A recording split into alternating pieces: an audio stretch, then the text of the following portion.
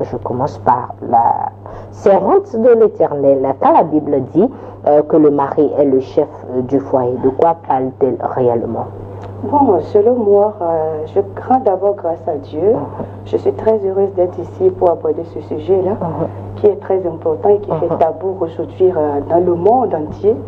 Et ça fait beaucoup d'équilibre au milieu des couples et des foyers. Et moi, ce que je peux dire au niveau de la question que vous venez de demander, c'est que la Bible, quand la Bible parle de chef, la Bible veut dire que d'abord, c'est la responsabilité spirituelle, de la protection, de la direction et direction dans l'amour. Le chef biblique n'est pas un dominateur, ni quelqu'un qui s'impose. Le chef, bibliquement, ce n'est pas quelqu'un qui dit non, c'est ce que je dis seulement qui doit passer. Quand je prends le cas d'Abraham, quand tu suis ce que Abraham a fait depuis son arrivée sur terre jusqu'à la fin, il a été un chef exemplaire, mais pas un chef dominant. Alors, je prends Abraham comme un exemple de chef de manière biblique. Donc, son rôle, c'est la responsabilité, la protection, l'amour, mais pas d'être dominateur. Merci. Tout sauf être dominateur. D'accord. Diacre Divan Pascal, est-ce que être chef, est-ce que c'est une question de pouvoir, de responsabilité ou de service? Non, du tout pas. C'est pas être chef, c'est pas une question de pouvoir ou de détenir le veto dans un foyer. Moi, j'ai l'habitude de dire que Jésus a dit le plus grand parmi vous doit être le plus petit, il doit être le serviteur de tous. Et j'ai l'habitude d'illustrer cela par les arbres que nous voyons. Lorsque vous voyez un fruit qui est encore accroché à cet arbre, c'est qu'il n'est pas arrivé à maturité. Le fruit qui arrive à maturité, qui a atteint son temps de croissance le plus élevé, finit par se retrouver par terre. Et donc, cette question de chef du foyer, c'est celui-là qui sait être au pied ou au service de tous les membres du foyer. Ce n'est pas une question de... il est beaucoup plus un leader qu'un patron. Voilà.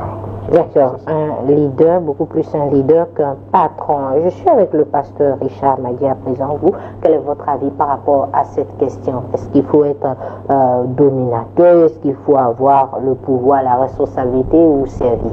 Bon, d'abord, quand la Bible dit que l'homme est le chef du foyer, un chef, c'est un chef. Et un chef, comme l'a dit mes prédécesseurs, un chef, c'est quelqu'un qui est responsable. C'est un serviteur. Et vous avez posé la question tout à l'heure à la servante de Dieu de savoir si le mari est le responsable du compte bancaire de la femme ou bien. Alors, sachez une chose, nous prenons votre exemple ici, nous sommes à la mission Soleil d'Espoir. Et la mission Soleil d'Espoir a un chef. Et il a beaucoup de personnes qui travaillent sous lui. Et il a la responsabilité de veiller sur vous. Il a la responsabilité de donner, il donne des ordres. Et il veille à ce que le travail soit fait avec beaucoup d'attention.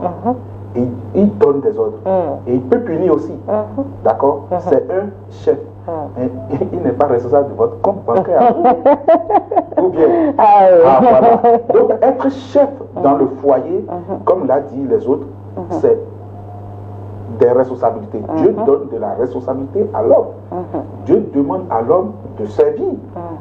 Et c'est ça en réalité ce que nous devons comprendre. Maintenant, vous cherchez à savoir si... Être chef, est-ce que c'est une question de pouvoir ou de responsabilité? C'est une question de pouvoir. Vous savez, tous les enfants de Dieu ont le pouvoir. Dieu a donné le pouvoir à tout le monde. Les enfants, les plus jeunes, les personnes âgées. Tous nous avons le pouvoir. Mais Dieu n'a pas donné la responsabilité à tout le monde. La responsabilité, c'est à l'homme qu'il a donné. Et c'est ça le chef, selon la Bible. D'accord. Voilà. Donc, être chef, c'est être responsable, c'est faire face à ses obligations, c'est mettre de l'ordre, c'est veiller au bien-être de tout le monde, c'est travailler pour la protection de ceux qui sont sous notre autorité. C'est ça être chef selon Dieu. D'accord, merci beaucoup. Je reviens à la servante de Dieu. Est-ce qu'une femme mariée a-t-elle le droit biblique de posséder et de gérer son propre argent? Mais je crois que oui, elle a le droit. Parce que quand on regarde, on prend Proverbe 31, la femme dont parle Proverbe 32, elle est une femme qui travaille, elle est active, elle gère bien son argent. Et son mari est fier. La Bible n'a jamais dit que son mari l'enviait, ni que son mari la menaçait d'une manière ou d'une autre. Mais on dit que le mari loue sa femme pour ce qu'elle fait. Donc, il ne se mêlait pas de ses comptes. Donc, je ne trouve pas bien que ce soit l'homme qui aide la femme à gérer son argent. Non. D'accord. Que dire alors de ceux qui pensent que la soumission biblique, c'est qu'il faut renoncer à toute autonomie financière? Non, selon moi, la soumission biblique ne veut pas dire renoncer à tout. La soumission biblique ne détruit pas la dignité. Et je peux dire, elle crée de l'ordre dans l'amour. D'ailleurs, quand on parle de la crainte de Dieu, je veux dire que l'amour accompagne la crainte de Dieu. La soumission vient après. On est d'accord? Et là, je peux dire aussi que quand on appelle soumission dans un couple, c'est déjà quand l'orgueil commence pas à interférer. Sinon, quand un couple est vraiment uni dans l'amour et la crainte de Dieu, le mot soumission n'intervient plus. Donc, on parle de soumission quand il y a déjà quelqu'un qui se voit plus supérieur que son prochain. C'est là qu'intervient le mot soumission qui ne devrait pas être. Je pense que si Dieu a mis le mot soumission, c'est pour pousser un peu l'homme. C'est pour voir jusqu'à où l'homme peut arriver avec sa moitié. Merci. D'accord. Merci bien, Diacre Divan Pascal. Est-ce que vous aussi, vous pensez qu'en tant que femme mariée, on a le droit de posséder et de gérer son propre argent? Oui, tout à fait. En tant que femme mariée, être femme mariée ne veut pas dire perdre sa personnalité. Vous savez, Jésus, quand il était sur cette terre, il a joué le rôle de l'époux en tant que Dieu, et ses apôtres jouaient le rôle de l'épouse en tant qu'Église. Et voici ce que Jésus a fait. Jésus, sa caisse même, il a confié à un voleur. Un voleur. Il a confié sa caisse à un voleur qui gérait ça, en tout cas comme elle voulait. Jésus n'a jamais demandé un compte. Et même quand ils ont eu besoin de nourrir toute une foule, ils sont venus lui dire, mais où est-ce que nous allons trouver de l'argent? Pour Jésus a dit, amenez-moi 5 pains de poissons. Il a multiplié. Et quand ils lui ont même demandé de l'impôt, la caisse était là. On pouvait demander des comptes à Judas. Il dit, amène la caisse, on va voir ce qu'il y a dedans. Et il a envoyé Pierre aller chercher pour dire qu'il n'est pas attaché à cela. Mais il a permis quand même à ce que l'épouse ait la caisse, dispose de la caisse et gère ça normalement comme elle l'entend. Donc, étant épouse, parce que nous sommes en train de parler d'un foyer aujourd'hui en tant que mari et femme, mais n'oublions pas que nous sommes également l'épouse de Christ. Est-ce que nous attendons de nos épouses? C'est ce que Dieu attend également de nous. C'est ce que Dieu attend de nous. Et donc, une femme mariée peut avoir l'autonomie de gérer ses activités, de gérer sa comptabilité, de gérer sa caisse, sans que l'homme ne soit un contrôleur financier. Un gendarme derrière.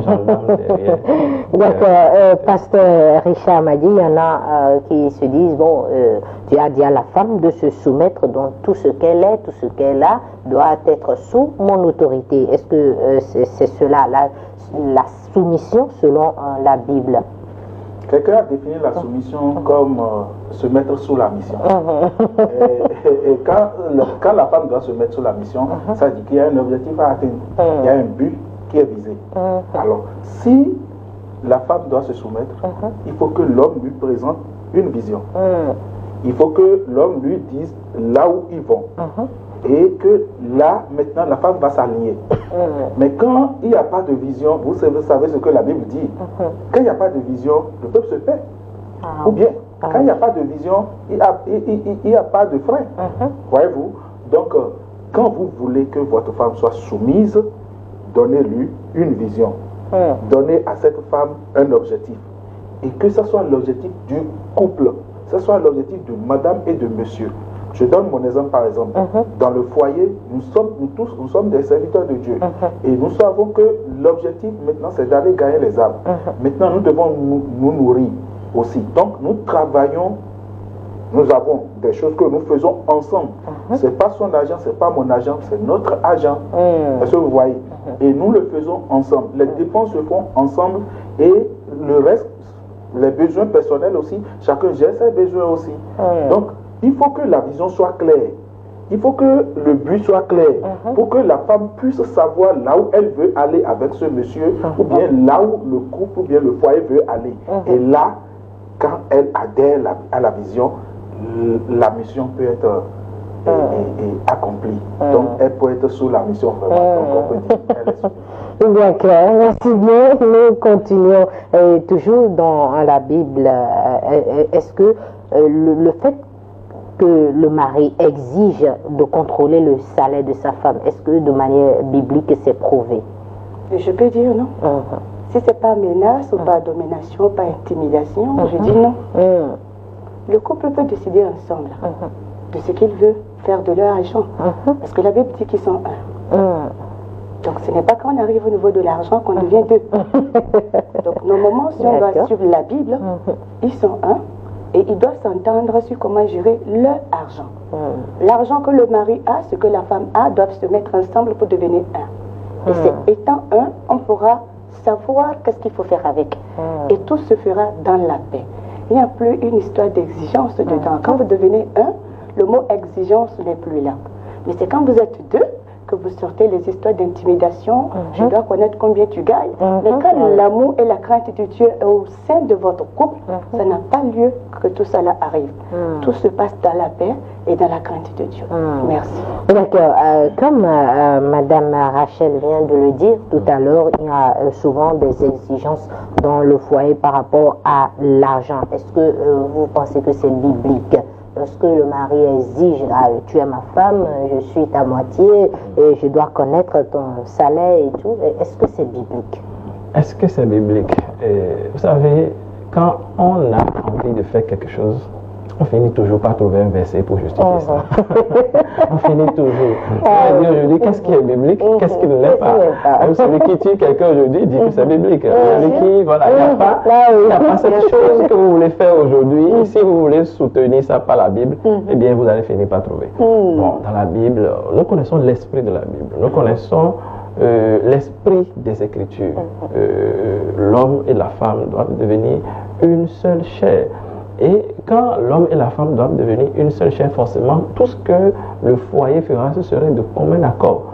Et donc, sur ce point de vue-là, il n'est plus opportun de dire que la femme cache quelque chose à son homme jusqu'à ce que c'est l'homme qui sera obligé de mener ses enquêtes pour pouvoir... Vous savez, il y a une certaine philosophie dans les foyers.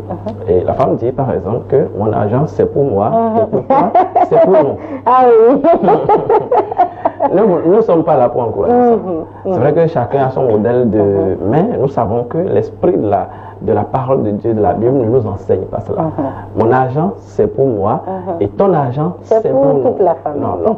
Et vous voyez, parfois, quand il y a un homme qui, voilà, dans un foyer, constate ça, et il voit que c'est un modèle que la femme veut imprimer, il commence par demander, écoute, je veux voir ce que tu fais avec ton argent, qu'est-ce que tu fais, combien tu gagnes et tout ça. On n'est pas obligé d'arriver jusqu'à ce point. C'est tant que on a nous-mêmes décidé de vivre ensemble et de former une seule chair. Voilà. D'accord, merci bien. Et Pasteur Richard m'a dit, que faire alors lorsque l'argent devient source de tension permanente dans le couple, comme le diacre Divon vient de le dire. Parfois, on voit cela dans les couples, la femme dit c'est mon argent, on ne touche pas, mais pour l'homme, c'est à utiliser, c'est pour toute la famille. Qu'est-ce qu'on peut faire lorsque ça devient une source de dispute? Vous savez, l'argent, quand on ne sait pas, ou bien quand on ne connaît pas sa source, ou bien quand on ne connaît pas vraiment l'argent, il influence. Il influence beaucoup. Et quand l'argent commence à influencer le couple, ce n'est pas quelque chose d'étrange, ce n'est pas quelque chose de nouveau. Comprenez une chose, que votre épanouissement, l'épanouissement du couple, la vie du couple, ne soit pas posée sur l'argent. Non, l'argent est un moyen pour aider le couple à avancer. L'argent n'est pas vu, que l'argent ne vienne pas séparer le couple, que l'argent ne vienne pas semer de discorde dans le couple. Maintenant, quand l'argent commence par semer du problème, c'est pourquoi il est bon pour les couples de fonder leur vie sur Jésus-Christ, sur la parole. Et aussi, je ne sais pas, mais il faut avoir aussi un conseiller. Un conseiller, quelqu'un qui est mature spirituellement. Voilà, on ne se confie pas à tout le monde. Et à qui vous pouvez vous confier? À qui vous pouvez confier? Qui va vous aider à sortir de situation? Puisque l'argent, quand on ne sait pas ça, joue trop de ça tout. Vraiment, non pas seulement dans le couple, même quand on est seul individuel. Oui, oui, oui. Donc il faut que le couple baptise leur foyer sur la parole de Dieu, sur Jésus-Christ et non sur l'argent.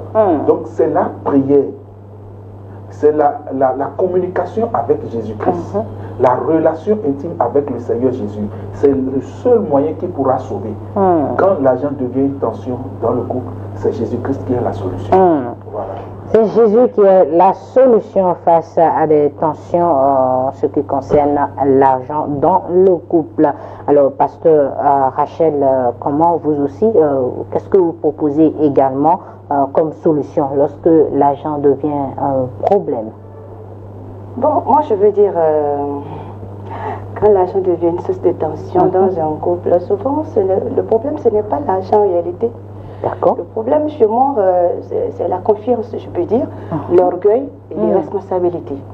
Parce que ce n'est pas biblique qu'un homme réclame l'autorité, mais il impose le partage des tâches. D'accord? Il impose le partage de l'argent pour faire ses responsabilités. Non. Je ne peux pas être avec mon homme, et parce que je gagne peut-être plus que lui, qui va commencer à me dire que, ben, écoute, tu dois payer plus que moi parce que c'est toi qui gagne plus. Non, ça ne se fait pas comme ça. Non. Je pense que pour avoir les problèmes de ce genre, c'est parce que l'homme veut fuir ses responsabilités. Quand on te prend comme chef, on te donne l'autorité, tu dois tout faire. C'est-à-dire que tu vas tout faire pour remplir la tâche qui t'est due.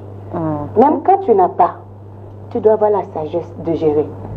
Mais ce n'est pas que tu dois ramener l'orgueil, amener, je sais pas, le manque de confiance dans le couple et tu détruis ça. Et quand les gens te posent la question, il y a quoi? Tu dis non, c'est l'argent. Ce n'est pas l'argent, c'est parce que tu essayes de fuir tes responsabilités. On connaît des couples, l'homme, il est peut-être cultivateur et la femme est un cadre. Et elle gagne beaucoup plus que son mari. Mais quand tu regardes entre eux, tu ne peux pas savoir que le mari n'est pas plus riche que sa femme. Parce que quoi? Christ est au centre de cette relation. L'homme ne sait pas dire je suis chef et puis je vais commencer par me bomber la tosse. Il n'a jamais dit ça. Mais il essaye parce que la femme même reconnaît son mari comme le chef. Donc elle se met au même accord avec son mari et tout passe. Donc ce qui crée souvent ces problèmes-là, ce n'est pas l'argent. C'est l'orgueil, manque de confiance et fuir les responsabilités. Merci. D'accord, merci, je reste toujours avec vous. Comment est-ce qu'il faut restaurer alors l'harmonie quand la notion de chef a été mal comprise, quand le mari voit, bon, Dieu m'a établi chef, je dois faire ce que je veux, je suis le seul responsable ici, etc. Comment est-ce qu'il faut faire alors pour que la paix revienne dans ce foyer? Bon, selon moi, quand le mot chef est mal compris dans un foyer, il faut d'abord essayer de la restaurer en redéfinissant le chef de manière publique. Parce que vous savez, dans le monde d'aujourd'hui, on a deux manières de voir le chef. Il y a d'autres qui prennent le chef de manière publique quand ça les arrange. Et il y a d'autres qui vont dehors pour chercher le chef de dehors. Et quand les deux contextes se rencontrent, ça devient dangereux. Mais nous exhortons toujours les frères et sœurs à marcher selon la parole. C'est pour cela que je demande que pour faire ça, il faut d'abord redéfinir la base biblique.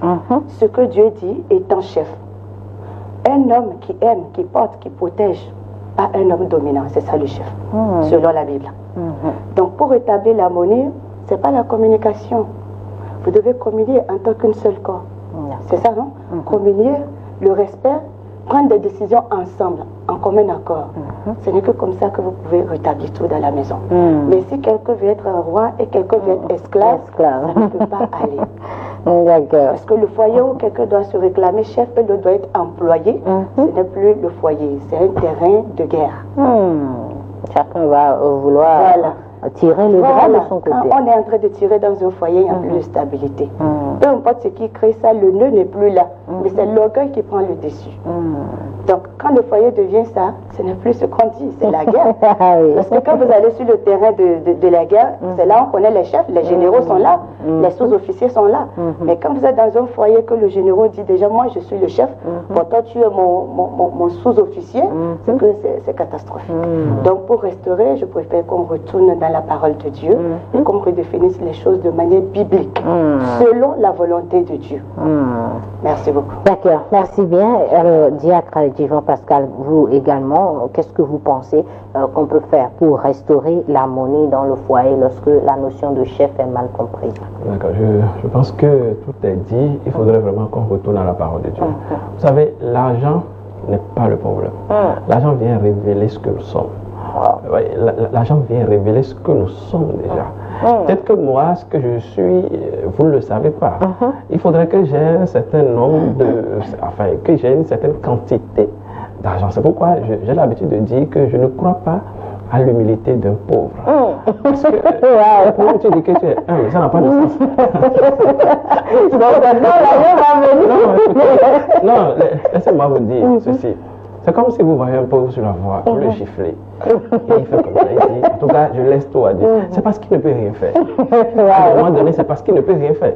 Avant de croire à son humilité, laisse-le avoir d'argent pour que, juste par coup de fil, il peut appeler les policiers qu'on t'enferme. Mais pourtant, il ne fait rien. Là, il est humble. Mais il ne fait rien parce qu'il ne peut rien faire. Peut-être que tu es là dans un foyer. Peut-être je prends le cas d'une femme, son mari lui dit fais comme ça, il dit ok, à vos autres chefs. Parce qu'elle ne peut peut-être rien faire. Laisse-la d'abord avoir de l'argent, peut-être des milliards dans son compte, peut-être que ce que tu la disais avant, elle ne pourra plus accepter. Pour dire que ce n'est pas l'argent la chose. Ce n'est pas l'argent la chose. Mais l'argent vient révéler quelque chose qui est caché en toi, que tu n'as jamais osé exprimer. Moi, je pense que pour que ça soit plus facile pour nous, nous devons retourner depuis la création. Je l'ai dit la dernière fois ici, l'homme et la femme ont été créés le même jour. La Bible a dit que Dieu a créé Adam, mais dans Adam, il y avait déjà Ève. Parce que pour créer Ève, on n'a pas pris quelque chose qui n'existait pas. Dieu a pris une côte qui existait déjà, qu'il a fabriqué, depuis le 6e jour qu'il a fabriqué Adam. Du coup, Adam et Ève, les deux existaient, mais étaient fusionnés en un. Vous savez, Dieu a créé les animaux par paire, par couple, le mâle et la femelle. On ne peut pas dire que c'est en voulant créer l'homme qu'il a oublié de créer, mais il a créé autrement. Les deux étaient fusionnés en un. Et donc la femme était sous la mission de son homme depuis la création. À un moment donné, Dieu a dit, il n'est pas bon que l'homme soit seul. Je vais donc extraire cette femme. Et quand on comprend ça comme ça, la femme qui a l'argent devrait se dire, j'ai cette somme, mais c'est considéré que je suis toujours à l'intérieur de l'homme. Et quand l'homme a de l'argent, il considère que je veux l'utiliser pour quelqu'un qui est issu de moi-même. Et quand on comprend la chose comme ça, je trouve que ça devient beaucoup plus facile. Et donc pour rejoindre ce que le pasteur a dit, on doit vraiment retourner à la source, retourner à la parole de Dieu pour vraiment être unis. Voilà. D'accord, merci beaucoup. Il faut retourner à la parole de Dieu pour rester unis. Pasteur Richard m'a dit quel est vous également votre ils ont presque tout dit, mais je voudrais juste apporter une nuance. Chaque fois quand on parle de chef, l'idée première qui vient à la tête, c'est qu'on voit la femme comme une esclave. C'est ça en réalité.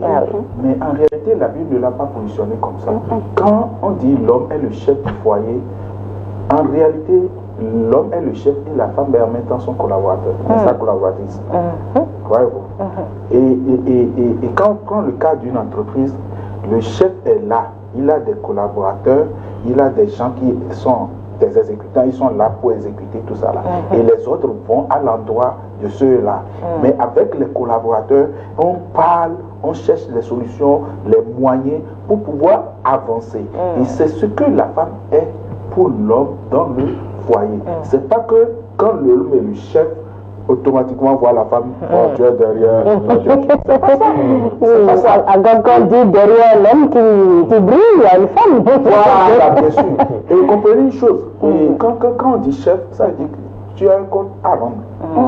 Ah oui, tu as un compte à rendre. Et tu dois rendre compte de comment tu as géré ta chefferie et Dieu va te justifier. Donc, il faut toujours collaborer. Il y a toujours la femme qui est là pour t'aider, pour te donner des idées. D'ailleurs, un homme sans femme, un homme responsable sans femme, c'est du chaos. Donc, quand la femme est là, c'est pourquoi la Bible dit qu'elle est là pour aider. Elle est là pour aider. Elle n'est pas esclave. Elle est une aide pour le chef, pour qui est son mari. Voyez-vous? Donc les deux doivent travailler en commun accord pour faire avancer l'entreprise qui est le foyer. Maintenant, quand la chefferie est mal comprise, qu'est-ce qu'il faut faire? c'est quand l'amour disparaît. C'est quand l'amour disparaît. C'est quand l'amour disparaît, l'autre commence par voir, bon, tu n'as pas vu ma tête, je suis le chef. L'autre va dire, non, mais tu n'es pas le chef, mais je fais ça avec toi. Non, non, c'est quand l'amour disparaît. Je prends mon exemple. Moi, j'avais commencé la mission en tant que célibataire. Et j'étais fiancé. Ma fiancée et elle travaillait déjà. À aucun moment, je ne l'ai jamais demandé combien tu gagnes. Mais vous savez, automatiquement, quand elle prend son salaire, il peut parfois c'est. Bon, c'est aujourd'hui, papa. Mais Richard, voilà. Voici ce que je gagne par mois. Et je suis le premier qui voit son salaire. Je ne lui ai jamais demandé. Elle aussi, jusqu'à aujourd'hui, il n'y a rien que je lui cache en matière d'argent ou bien dans notre vie conjugale. Il n'y a rien il n'y a pas de cachotterie. Non. Donc quand l'amour existe et quand Jésus est là, je vous assure, il n'y a pas ces histoires de chefferie, d'esclaves ou bien de tout ça. Non, non. Donc il faut que le foyer ramène Jésus au centre. Il faut que le foyer revienne à l'amour. Sans l'amour, sans la présence de Jésus, oh, c'est le chaos. La chefferie sera toujours mal comprise dans le foyer.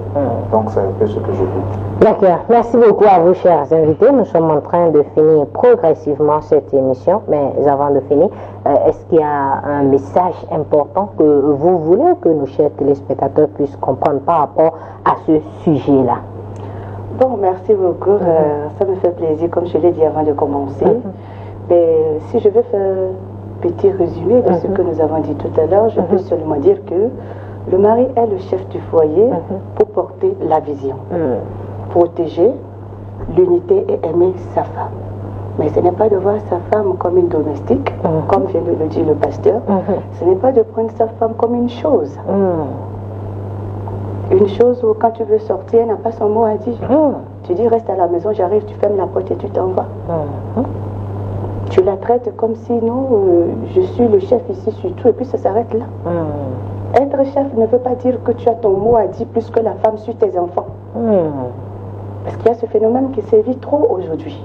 Les hommes revendiquent le mot chef à un niveau où la femme n'a pas son mot à dire sur l'éducation des enfants. Quand il faut dire à l'enfant n'y va pas, on dit non, c'est le papa qui décide, c'est lui qui prend la décision. Donc c'est ce que le papa dit, il n'y a plus rien à dire. Alors que le papa n'a pas produit l'enfant seul. C'est deux personnes qui ont produit l'enfant. Donc pourquoi ne pas prendre l'avis des deux? Qu'est-ce que nous allons faire sur notre enfant? Mais le mot chef a été mal compris au point, quand même la femme veut que ses enfants aillent chez sa mère, il faut d'abord attendre que papa donne son autorisation. Ce n'est pas une affaire d'autorisation. Je dois en parler à mon mari, on va parler à votre papa. Et il accompagne. Mais ce n'est pas qu'il doit s'imposer. Mes enfants ne bougent pas. C'est grave. La dernière fois, j'ai suivi une chose comme ça entre un couple. Et puis, quand ils ont des histoires, des discordes, le mari prend un enfant, la femme prend l'autre enfant. Et puis, ça veut dire on se partage l'enfant. Et puis, sur le goudron, tu les vois en train de se disputer. Et puis, on tire l'enfant. Le papa prend l'autre bras, la maman prend l'autre bras. Pendant que l'enfant n'a même pas encore 7 ans. Et puis, ils se disent aussi qu'ils sont des couples chrétiens. Donc, je vais interpeller seulement les couples chrétiens à vraiment retourner dans la parole. Le tout ne suffit pas d'aller à l'église et de bien s'habiller, de rejoindre la chorale, de rejoindre les différentes activités de l'église, mais que dès que nous quittons l'église, on devient une autre personne dehors. Et si je veux aussi exhorter tous les couples qui ne sont pas chrétiens, c'est-à-dire nos frères de l'autre côté, je peux leur dire simplement que s'ils n'ont pas encore Christ dans leur vie, au moins qu'ils aient la crainte de Dieu. Et qu'ils traitent leur femme comme un trésor, comme une pelle rare. Parce que s'ils font erreur et cette pelle part, même si notre pelle va venir, ça ne peut pas combler le vide. Je vais exhorter les chefs de famille, comme la Bible l'a dit. Nous les reconnaissons comme les chefs de famille, mais étant bibliquement. Parce que quand ça rentre dans l'autre côté, la femme aussi perd sa patience, elle ne regarde plus derrière. Elle veut s'afficher aussi. Et puis ça devient deux capitaines dans le même bateau. C'est l'expression du monde, ça. Deux capitaines dans le même bateau. Mais nous exhortons nos frères dans le Seigneur, ceux qui ont Christ, d'essayer de marcher dans l'image, selon l'image du Seigneur Jésus-Christ. Le ressembler comme il a dit. Pour que beaucoup de divorces que nous enregistrons aujourd'hui dans le domaine chrétien soient réduits. Nous n'allons pas aller au tribunal pour les divorces, non, mais la Bible seulement nous suffit pour qu'on puisse régler nos différends. Tous les couples qui sont dans le processus de divorce, moi je l'ai dit aujourd'hui, ils n'ont qu'à retourner à la source. Ils n'ont qu'à retourner à Christ, retourner à la crainte. Se donner notre chance, mais avec Christ au milieu. Et que chacun essaie de descendre un peu ses épaules. Je suis commandant, tu es capitaine, ça ne tient pas dans le couple. C'est Jésus qui est le capitaine de tout le monde. Nous sommes tous derrière. Comme l'a dit le pasteur tout à l'heure, Jésus dit, je suis la tête. Ok? Le corps de Christ, il y a le bras, il y a les pieds, il y a tout. C'est comme ça le chef aussi, quand Dieu te dit tu es chef et tu as une famille, il doit avoir les compartiments. Donc c'est à toi de savoir comment gérer tout, pour qu'il y ait de l'ordre, pour que les gens envient même ton couple. Mais en Afrique, quand tu fais ça, on dit que peut-être la femme t'a fait quelque chose. Mais c'est la force du Seigneur Jésus-Christ qui fait. Vraiment, je dis merci. Et je demande à tous les couples de revenir à un seul accord, une seule vision, d'avoir tout ce qu'ils font en commun. Et je suis sûre que tout ira bien. Merci beaucoup à vous aussi. Alors, Diacre Djivon Pascal, quel est votre mot de fin? Alors moi, je vous remercie beaucoup pour cette émission, une très belle émission. Je dirais tout simplement au couple que l'argent, c'est juste un papier sur lequel ils ont gravé des photos. On a écrit un montant et ça s'arrête là. C'est un pouvoir que César a donné aux hommes pour permettre d'échanger les biens. Ce n'est pas encore un pouvoir divin. Non, ce n'est pas encore un pouvoir divin. Et si vous permettez à ce que votre foyer, sinon la plus grande entreprise que Dieu, ou la première entreprise de Dieu sur la terre, si vous permettez à ce que ça soit séparé juste par un bout de papier, alors vous êtes tombé bas, vous êtes tombé très bas. Je pense qu'on a tellement de choses à faire que parfois, il faut aussi jauger le niveau de votre foyer, le niveau de votre maturité, par ces épreuves que j'appelle les épreuves mineures. On a beaucoup de choses à faire. Et on a des épreuves de taille qui risquent de venir. Vous avez le diable, on peut le traiter de tout, sauf de fainéant. Son CV est vraiment lourd parce qu'il a commencé par tenter Adam et il ne continue pas à me tenter. Ça veut dire que c'est vraiment. Donc imaginez le nombre de cartouches qu'il a encore dans son sac. Ça ne se périme jamais. Voilà, ça ne se périme jamais. Et si on échoue face à juste un papier sur lequel il y a des photos et des chiffres, je pense qu'il y a vraiment un problème. Donc retournons à la base et prenons conscience de l'enjeu et soyons chrétiens. D'accord. Merci beaucoup pour finir le pasteur Richard Amadi. Ok, je dirais tout simplement à ces couples, à cette femme et à ces hommes qui nous regardent et qui nous suivent, comprenez une chose, c'est Jésus qui est le maître du foyer. Et comprenez également que c'est votre femme, c'est votre collaboratrice. Elle est là pour vous aider à atteindre les objectifs que vous vous êtes fixés. Et Dieu aussi vous attend au bout du tunnel. Sachez que vous allez lui rendre compte. Travaillez la main dans la main. Que l'amour revienne dans le foyer. Que la présence de Jésus dans le foyer soit une réalité. Vivez la présence de Jésus dans votre couple. Quand vous voyez qu'il y a des tensions dans le couple, ce n'est pas le plan de Dieu pour vous. Sachez qu'il y a un corps étranger. Et ce corps étranger, son objectif, c'est de vous détruire. Mettez-le dehors. Et amenez le maître à régner. L'argent n'est rien, comme l'a dit mon frère, mais ce n'est qu'un moyen. Et la Bible va dire que Dieu est le maître de l'argent et de l'or. Soumettez-vous à lui, mettons-nous ensemble et nous allons régner. Dieu vous bénisse. Amen. Merci beaucoup à vous, chers invités. Merci au pasteur Rachel Sanwé. Merci également à vous, Diacre Djivon Pascal. Et merci également au pasteur Richard Amadi. Que Dieu vous bénisse pour votre intervention dans cette émission. Nous sommes arrivés à la fin. Nous avions abordé le thème « Le mari est-il chef du foyer ou chef du compte bancaire de la femme ?» Et selon nos invités, c'est Christ qui doit régner. Et l'argent, ce n'est qu'un moyen que Dieu nous a donné pour répondre à nos besoins. Ne permettons pas à l'argent de diviser le foyer, mais laissons Christ régner dans notre foyer.